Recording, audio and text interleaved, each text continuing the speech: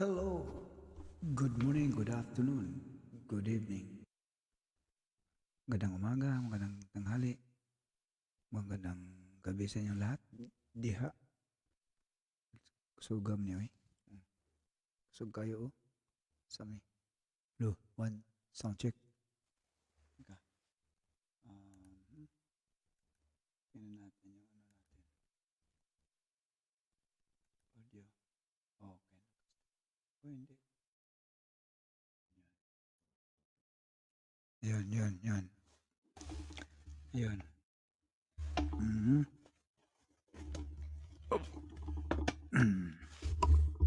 Ayun. Hello, kumusta na kayo dyan?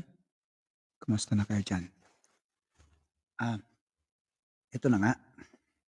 Saglit lang to. Mhm. Ang tanong, kumusta na kaya ang status ng SMNI? Kung naalala natin na tinanggalan sila ng, sinuspindi sila ng ano ba 'to, ayun 30 days ang dinig natin natandaan natin 2 beses sila sinuspindi. Okey. So, kumusta na kaya ang SMNI? Actually, ang target na dito is SMNI, yung, dalawang testimonya. Unang testimonya, sabi ni nung yung doon sa programa ni PRRD na buksan ang libro. Doon naman sa kay, kay, doon sa tanong ni Eric ba yun? Sabi niya, tungkol doon sa budget, doon sa, travel expenses ng speaker, 1.8 billion. So, doon, hindi talaga doon sa franchise, doon sa Isimanay. Pero ano na ngayon nangyari? Kumusta na kaya? So, ngayon, sana hindi kasi yung kung tanungin natin, kung naalala natin yung, Isimanay, meron silang, yung hindi pa na-expire ang kanilang franchise, ang kanilang ano, permit operate, hindi pa na-expire. Ikumpara doon sa ABS-CBN noon na mag-renew sila pero hindi inaprubahan ng Congress na mag-renew. Alam niyo ba na maaari palang gawin nila itong, process na 'to na kasi kung tutuusin malamang naghihingi ng, due process itong Isimanay, eh. Pero sa ngayon, sa tagal na, magkakaroon kaya sila ng due process na right to due process, 'di ba? 'Yun ang tanong diyan. Kaya ngayon pa lang atin na itong talakayin. Ah, ika nga, hindi nga ako masyadong marunong magsalita ng Tagalog at saka bago pa lang ako dito sa, platform na ito at, doon nga sa ating mga kaibigang, beteranong vloggers na in-advice-an tayo kung ano lang tama, kung ano lang yung nasa tama, hindi fake, hindi okey? So, hindi ko, ayaw kong mag-point ng mga sino yung mga peke na vloggers. Meron naman talaga, hindi maiwasan, meron talaga. So ngayon, focus tayo dito sa kalagayan ng SMNI. Sabi ko nga, hindi naman kailangan magaling, matalino. Siguro sa to learn and, along the way tutunan siguro 'yan, paano magtalakay ng itong ganitong political issue at saka update sa mga nangyayari diyan sa Pilipinas. So, ang aking ano lang na na yung tingnan, bigay yung anumang nakikita mo sa paligid mo, lalo na dun sa bansang Philippines. Anong mga nangyari diyan, mga korapsyon diyan at ika nga i-remind natin sila at paalam natin sa kanila kung sino mang opisyal sa mga department na hindi na tama yung nangyari sa kanilang department. So, nandoon naman yung mga kaibigan natin ng banateros, mga kaibigan natin mga vloggers, hayaan na lang natin sila to, be firm and boldly banat them. Sa akin lang, ang akin lang, slightly remind at saka to praise, pupurihan sila kung sino ang government official na may magandang ginawa. Pero hindi natin hayaan na i-compromise yung ano, yung nakikita nating, nakakalungkot itong due process na ito, lalo na itong kalagayan ng Isam-Nay. So ngayon, hello, Killer Smile Vlogs, shout out sa'yo. Kumusta ka na? Thank you 'pag tamsak lalagyan kita ng ano ha, ng, jacket baka nilalamig ka na, ayun. May jacket ka na pala, eh, meron ka na palang jacket. Okay. So yun nga, thank you sa thumbs up, sa pagdalaw. So yun na nga, ang ating pag-uusapan ngayon, saglit lang 'to, patungkol sa kalagayan ng SMNI. Ano nangyayari ngayon? Ito, pakinggan natin ito. Maganda ito.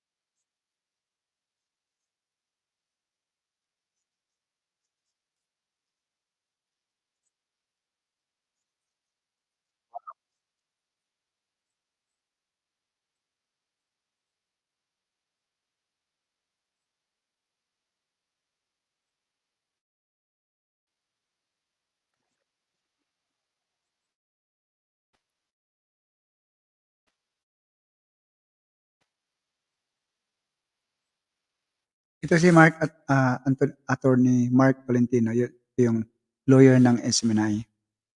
Yun nga, nag-file sila ng motion for reconsideration.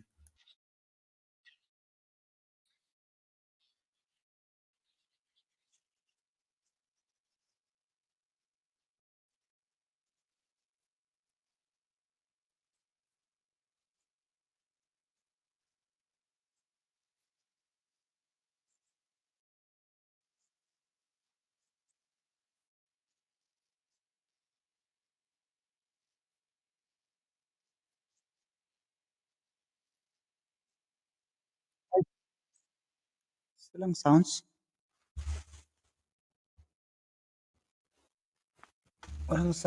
Wala pong sounds, host wala. Thank you. Thank you, paano nangyari? Walang sound. Hmm.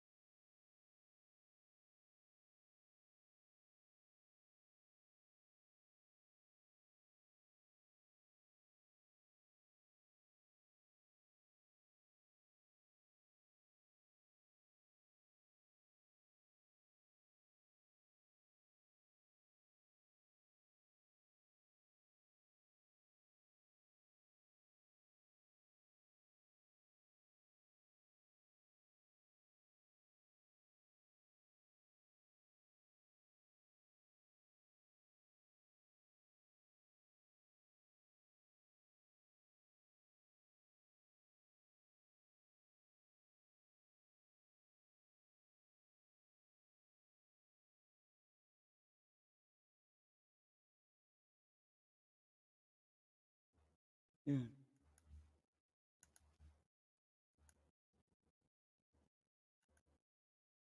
Meron na? Ayan. Meron na? Meron ng killer file?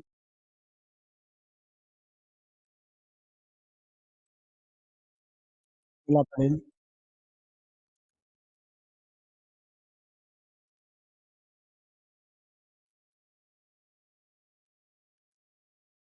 Okey. Wala pa rin? 1, 2, 1, 2, 1, 1, 2. Anong nangyari? Tingnan natin dito. Baka dito.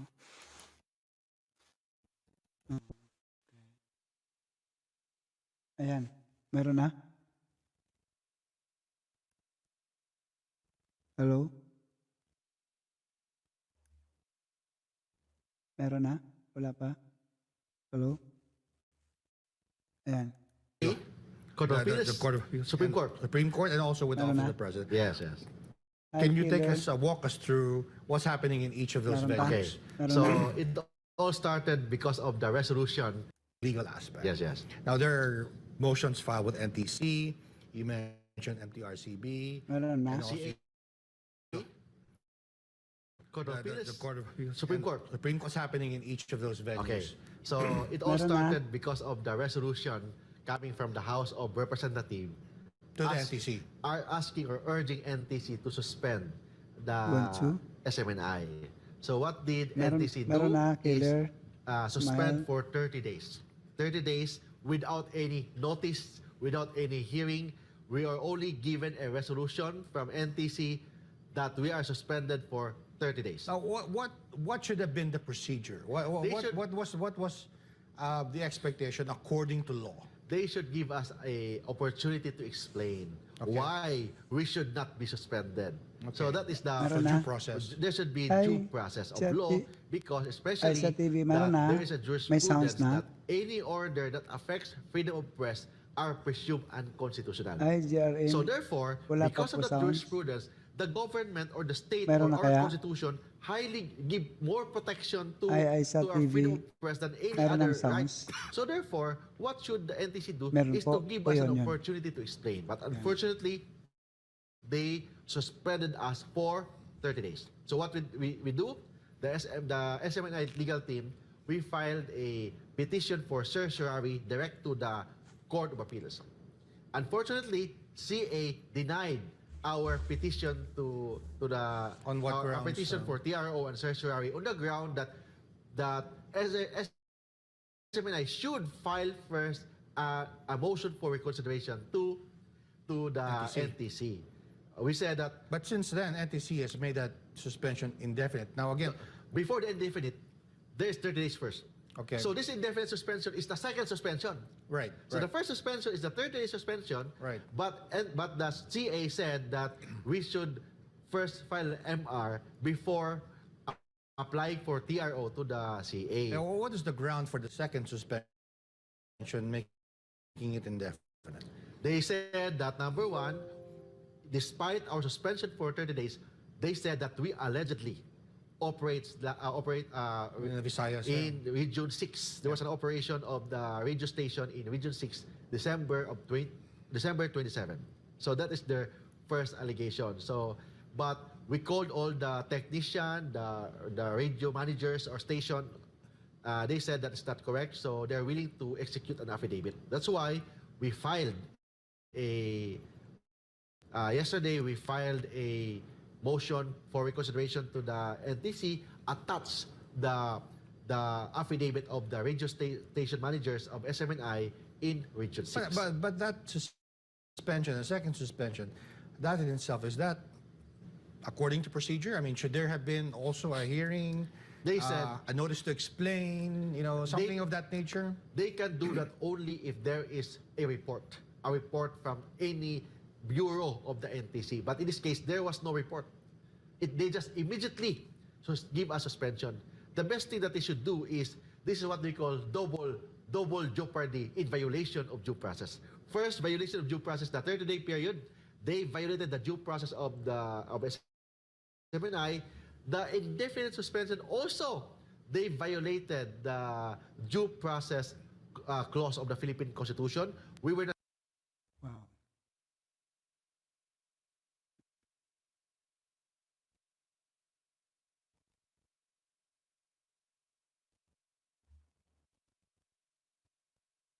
Talaga naman.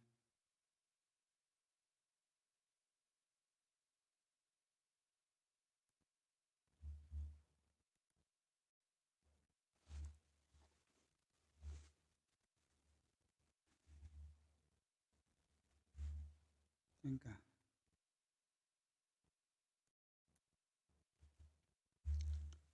Teka.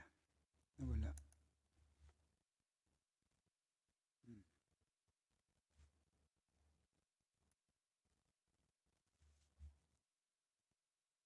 Yun.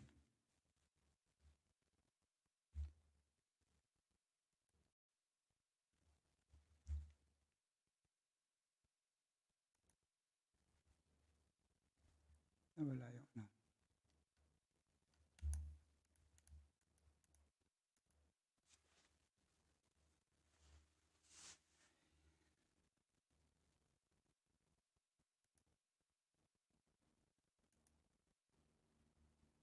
Yun na nga, di ba? Ang SMNI, naghangad ng right due process. Di ba? Sabi nga ni Atty. Tolentino na double jeopardize pala yun. They violate the due process. Yun na nga. Nag-file sila ng motion, una muna, yung nag-file sila ng motion, ano tawag ito? Yung pinile nila for motion for reconsideration na pinile nila doon sa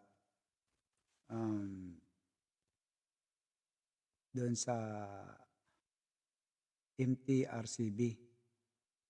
Tapos na-denied by the MTRCB. Ang tanong, di ba, ang stand nila, ang stand ng presidente ngayon, kasi nag-file na ata sila ngayon ng motion for reconsideration. Kasi nga itong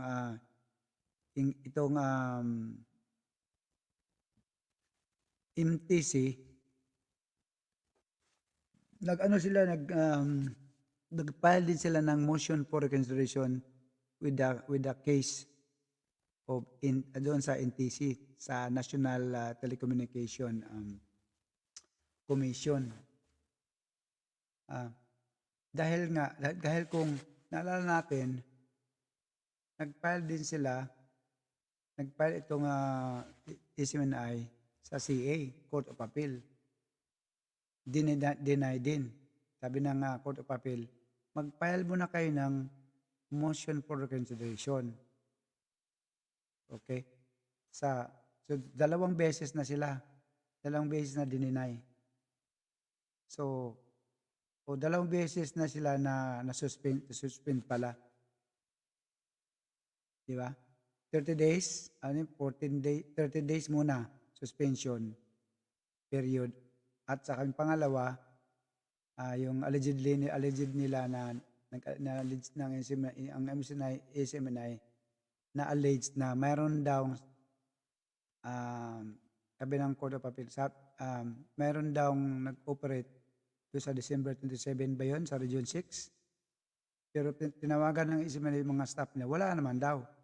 So, sa ating napanood noon, gumawa sila ng affidavit na pinatunayan nila na wala talaga. Nabulaan na ng mga staff ng SMNI na wala talaga. So, instead, suspended na agad, immediately, yung tinatawag na indefinite suspension. Pero, yun na nga, meron ba kaya ang SMNI maasahang magandang resulta? Kanilang na-file sa motion for reconsideration, paano na itong SMNI?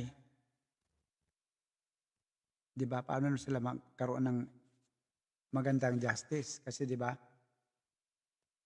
Deny lahat eh. Ngayon, nagpapile lang doon sila ng motion for reconsideration doon sa presidente. Di ba?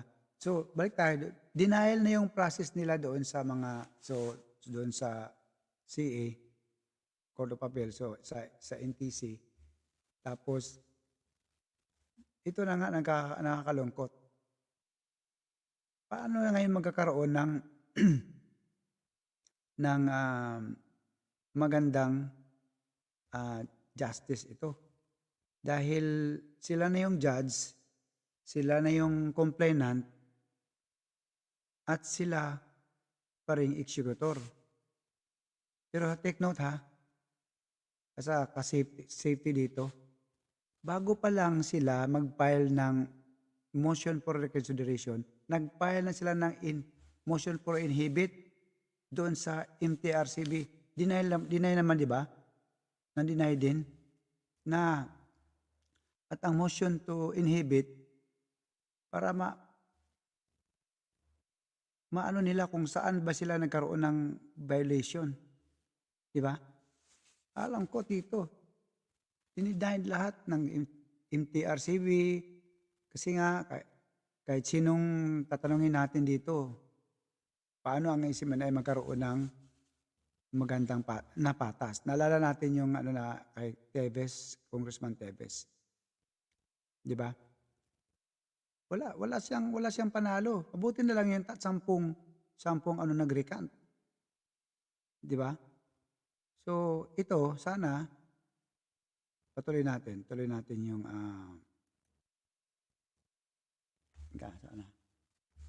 natin yung, maganda ito eh.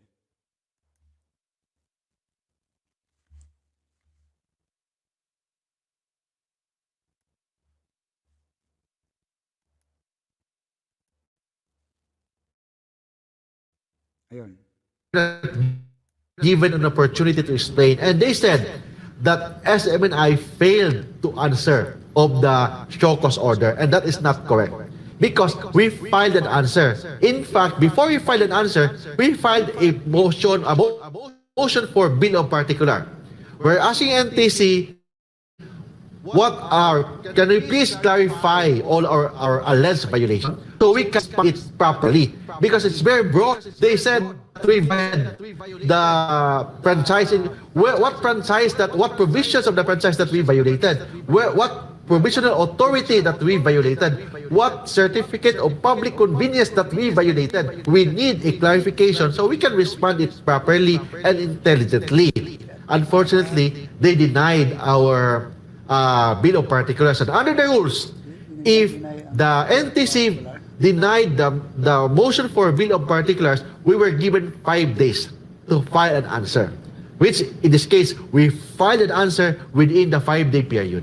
But they said that the SMNI failed to answer, therefore the SMNI waived our right to answer. So that is their argument. So that's why we filed a motion for reconsideration and asking NTC to reconsider their decision. But I personally, I don't expect them to reconsider it. So hopefully they will issue a denial immediately so we can file a petition directly to the Court of Appeals or to the Supreme Court. Right. So what would be the, I suppose, what would be, the desirable outcome in a case for SMNI? I mean, can you file for losses because you're off air? I don't know, what relief are you seeking besides getting back on air? Eh? Our priority right now, Kling, is we're asking the court to issue TRO,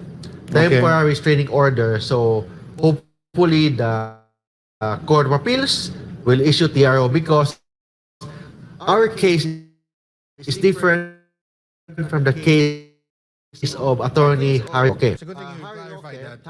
Teka, nawala. Muli.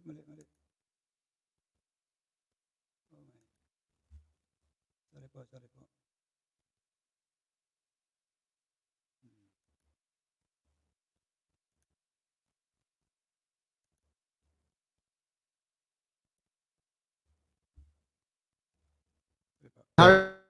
Okay, together with the reporters of SMNI, they're filing it directly to the Supreme Court in their personal capacity. That is not the case of SMNI. They're filing it in their personal capacity. Our case is we follow all the procedures. Go to NTC, file a motion for reconsideration, CA, then to the Supreme Court under the Swarsug Media Corporation. So your appeal for a restraining order, I suppose you file it with the CA? We will file it once we will receive a resolution from the NTC denying our motion for reconsideration. So you're waiting on that. Because CA said in our last certiorari, they cannot respond or take action to our petition without first filing an MR. So we will file an MR. Is NTC obligated to come up with a decision at a certain time? Because what if they just drag it on until 2025 or 2028? That's why if they fail to, after our motion for reconsideration, if they will not act on it, we will file a motion for early resolution. But what does the law say? That certainly there. Within a reasonable period, maybe based on my experience, 30 to 60 days, they should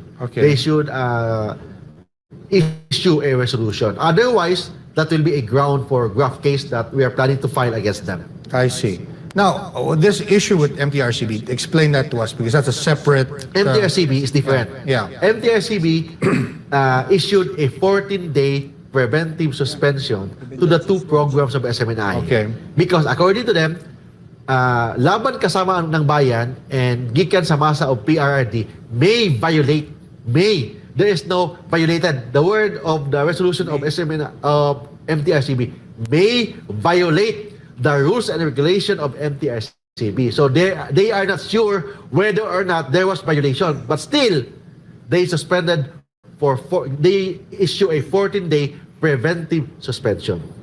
After filing several motions, MTRCB issue another resolution or ruling, give us 28 days suspension minus the 14-day suspension, the previous suspension of the preventive suspension. So additional 14 days.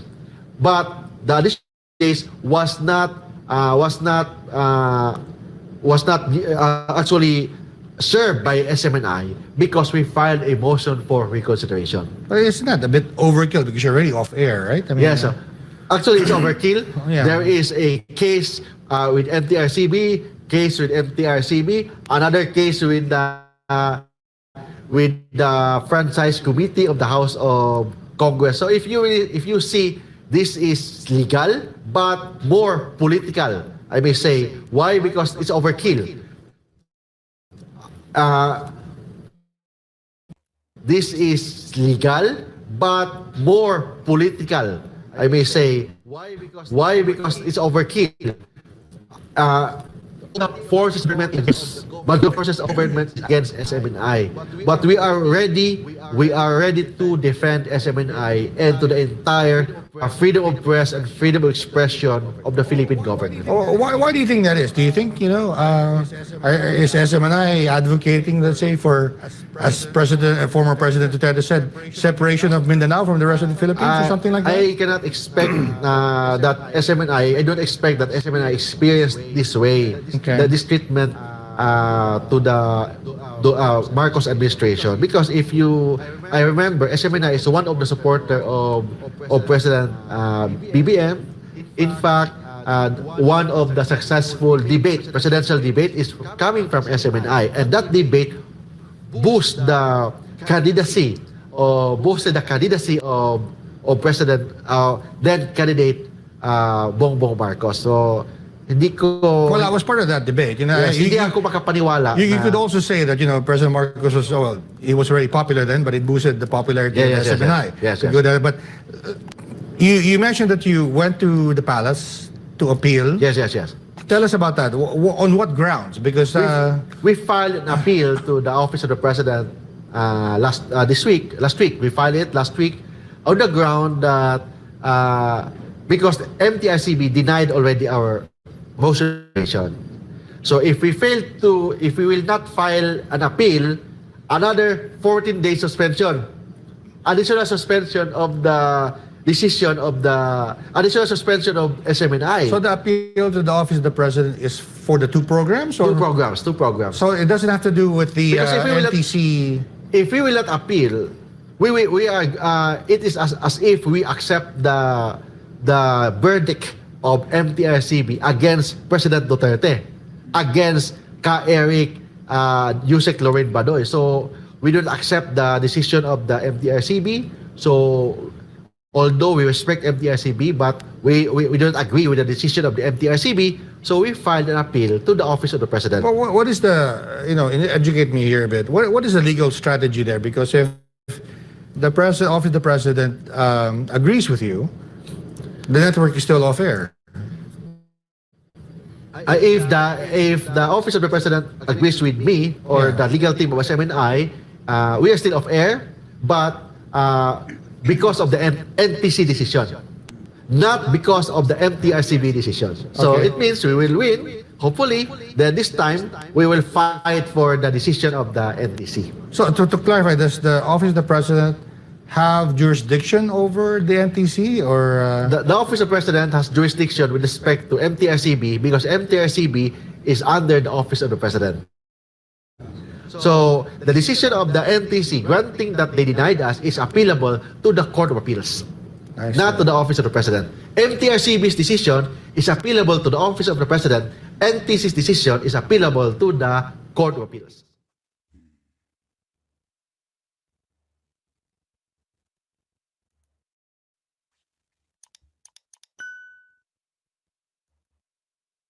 Yun.